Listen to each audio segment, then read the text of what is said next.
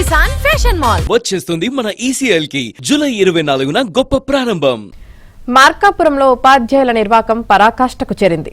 జిల్లా పరిషత్ బాలికల ఉన్నత పాఠశాలల్లో టీచర్లు విద్యార్థులతో బస్తాలు మోయించారు.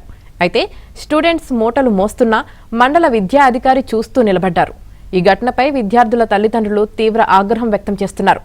ఉపాధ్యాయుల తీరుపై మండిపడుతున్నారు. టీచర్లపై చర్యలు తీసుకోవాలని డిమాండ్ చేస్తున్నారు.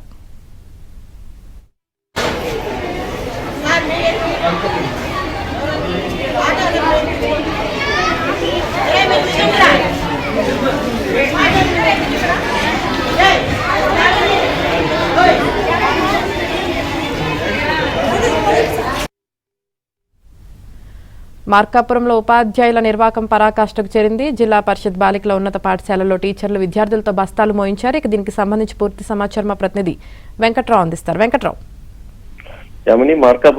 మార్కాపురంలోని బాలికల ఉన్నత పాఠశాలలో విద్యార్థులతోటి బస్తాలు మోయించడం వివాదాస్పదంగా మారింది. మార్కాపురం జిల్లా ఏర్పడిన తర్వాత ఇటీవల మార్కాపురంలోని ప్రభుత్వ పాఠశాలల కోసం స్కూల్ బ్యాగ్స్ పంపిణీ చేశారు. వీటన్నింటినీ కూడా జిల్లాలోని ఇతర ప్రాంతాలకు పంపించేందుకు మార్కాపురంలోని బాలికల ఉన్నత పాఠశాలలో స్టాక్ చేశారు. అయితే స్టాక్ ని ఇతర పాఠశాలలకు పంపించే క్రమంలో ఈ రోజు మార్కాపురం MEO సమక్షంలోనే విద్యార్థులతోటి భారీ కేజీల కొద్దీ బరువున్న బస్తాలని మోయించారు.